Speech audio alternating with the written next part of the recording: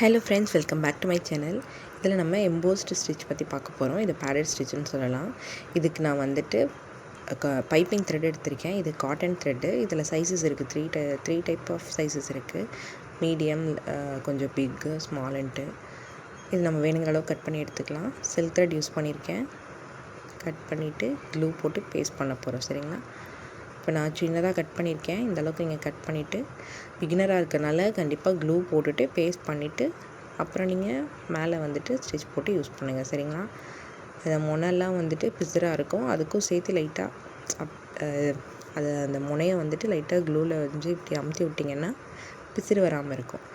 Cotton த்ரெட்டுனால கண்டிப்பாக பிசுறு இருக்கும்.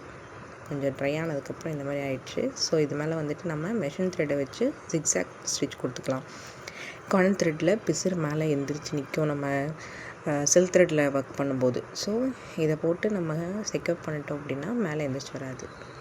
இந்த முனையை மட்டும் நல்லா செக்யூர் பண்ணிக்கோங்க. இந்த பிசுறு நல்லா கட் பண்ண இடத்துல மட்டும் பிசுறு கொஞ்சம் ஜாஸ்தியாக இருக்கும். ஸோ அங்கே மட்டும் கொஞ்சம் நம்ம அந்த பிசுறு தெரியாத அளவுக்கு நம்ம வந்துட்டு 2-3 ஸ்டிச் போட்டுக்கலாம்.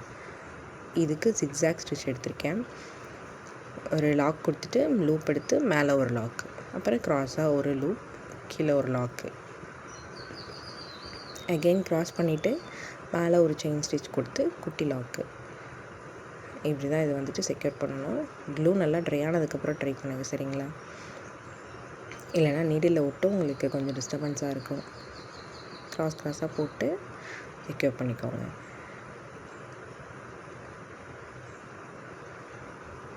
இதை வந்துட்டு பேடட் ஸ்டிச்சுன்னு சொல்லுவாங்க. கொஞ்சம் எம்போஸ்டாக தெரியறதுக்கு ப்ளவுஸில் பேக் நெக்கில் வந்துட்டு பார்டருக்கு அந்த மாதிரிலாம் யூஸ் பண்ணுவோம். சரிங்களா?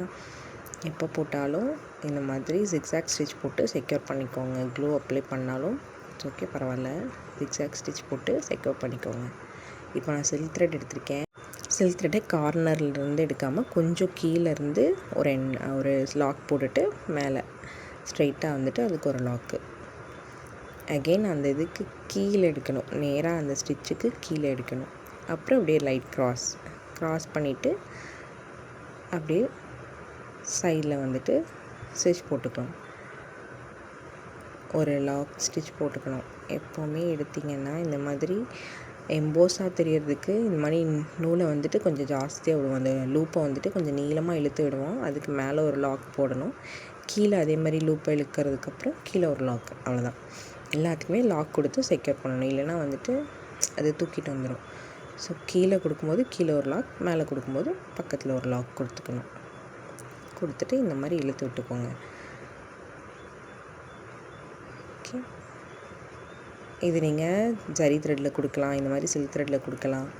இதிலே வந்துட்டு நிறைய ஷேப்ஸஸ் இருக்குது. அடுத்த கிளாஸில் அதை நம்ம பார்க்கலாம்.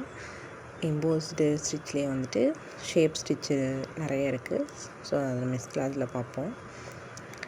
நம்ம மேலேருந்து எடுக்கும்போது கீழே ஒரு லூப் க்ரியேட் பண்ணி அதுக்கு கீழே ஸ்டிச் கொடுக்குறோம். லாக் கொடுத்து அது மேலே இழுக்கும்போது மேலே ஒரு லாக் போட்டு அதுக்கு மேலே கொடுக்குறோம். அந்த லாக் ஸ்டிச்சை கீழே குத்தும்போது கீழே லாக் ஸ்டிச் கீழ் நோக்கி வரும்.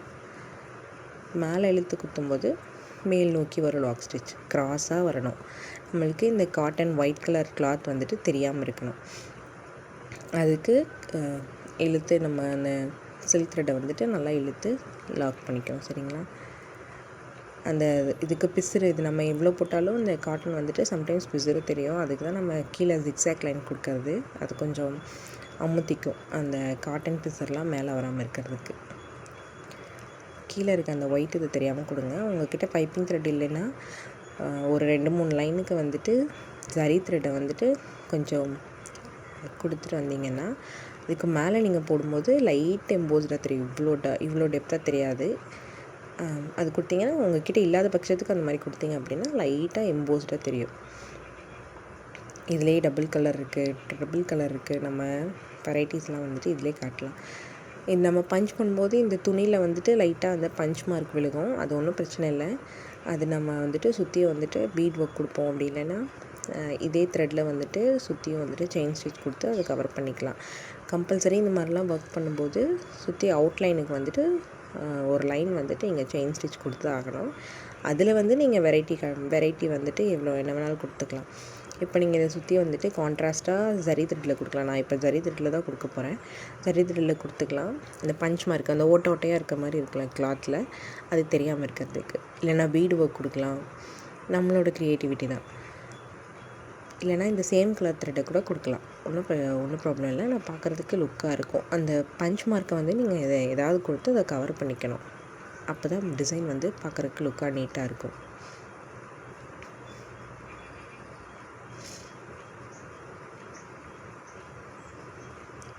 இது ஏன் எம்போஸ்டு ஸ்டிச்சுன்னு சொல்கிறாங்க அப்படின்னா, கீழே வந்துட்டு இந்த மாதிரி பைப்பிங் த்ரெட் கொடுத்து மேலே லோட் கொடுக்கறனால எம்போஸ்டாக இருக்கும். ஃப்ளாட் ஸ்டிச்சும் நம்ம வந்துட்டு பார்த்துருக்கோம். ஃப்ளாட்டுன்னா கீழே பைப்பிங் இல்லாமல் வந்துட்டு ஃப்ளாட்டாக இதே லோட் ஸ்டிச்சை வந்துட்டு பைப்பிங் இல்லாமல் கொடுக்கறது தான் ஃப்ளாட் ஸ்டிச்சு. ஸோ இது எம்போஸ்டாக தெரியறதுக்கு கீழே வந்துட்டு ஒரு சின்ன ஒரு பைப்பிங் த்ரெட் கொடுத்து அதை லைட்டாக எம்போஸ் பண்ணி காட்டுறோம். ப்ளவுஸ் கலரை வந்து கான்ட்ராஸ்டாக நம்மளுக்கு தெரியறதுக்காண்டி இப்படி காட்டுறோம். மெயினாக செயின் ஸ்டிச்சு தான். செயின் ஸ்டிச்சை வந்துட்டு லூப் எடுத்து கீழே ஒரு லாக் மேலே ஒரு லாக், அவ்வளோதான். நீங்கள் எடுத்துகிட்டு போகிற வரைக்கும் க்ராஸாகவே எடுத்துகிட்டு போங்க. அப்போ தான் உங்களுக்கு ஃபினிஷிங் நீட்டாக இருக்கும்.